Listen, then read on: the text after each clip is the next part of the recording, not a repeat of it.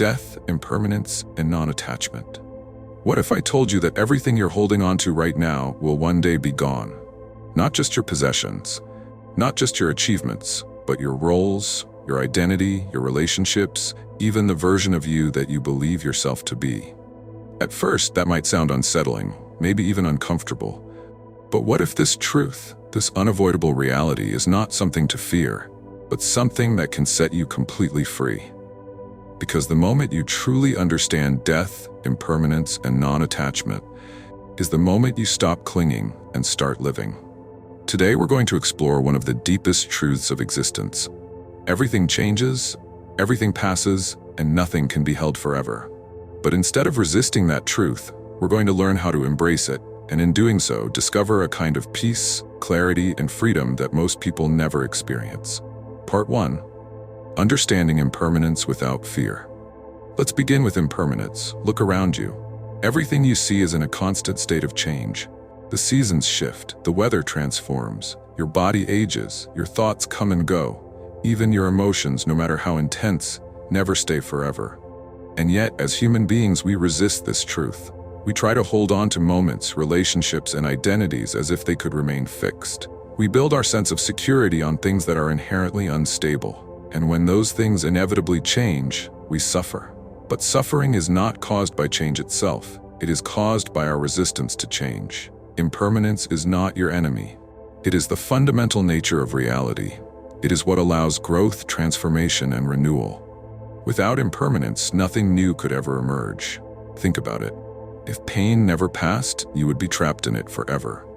If challenges never shifted, you would never evolve. If circumstances never changed, life would become stagnant, rigid, and lifeless.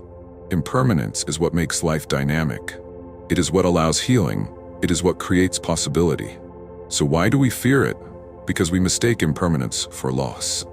We believe that when something changes, it is being taken away from us. But in truth, nothing is being taken, it is simply transforming. The wave returns to the ocean. The day becomes night. The old version of you dissolves so that a new version can emerge. When you begin to see impermanence not as a threat, but as a natural rhythm, something shifts within you.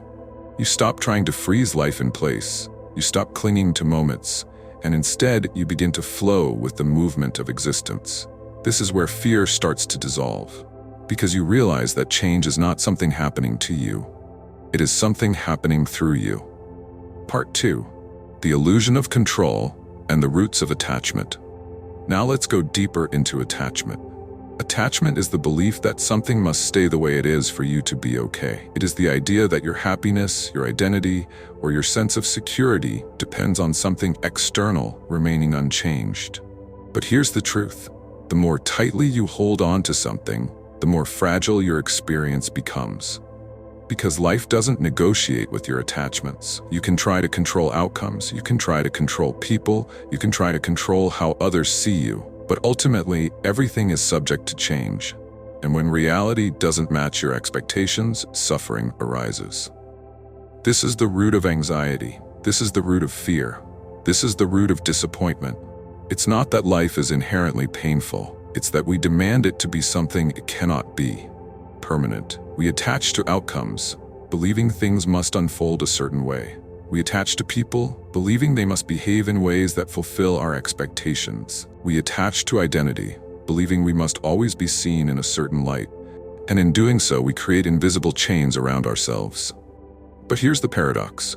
The more you try to control life, the less alive you actually feel. Non-attachment is not about detachment or indifference. It's not about pushing life away or becoming cold. It's about releasing the need for life to conform to your expectations. It's about being fully engaged without being dependent. Imagine holding something gently in your hand instead of gripping it tightly. You still experience it, you still appreciate it, but you are not destroyed if it changes or leaves. That is non-attachment. Part 3. Practices to let go of attachment. So how do you actually practice non-attachment in daily life? This isn't just a concept, it's a way of being that you cultivate over time. 1. Awareness of clinging. The first step is simply noticing where you are attached. Pay attention to moments when you feel tension, fear, or frustration. Ask yourself, what am I trying to hold on to right now? Is it an outcome? Is it someone's approval? Is it an image of who you think you should be?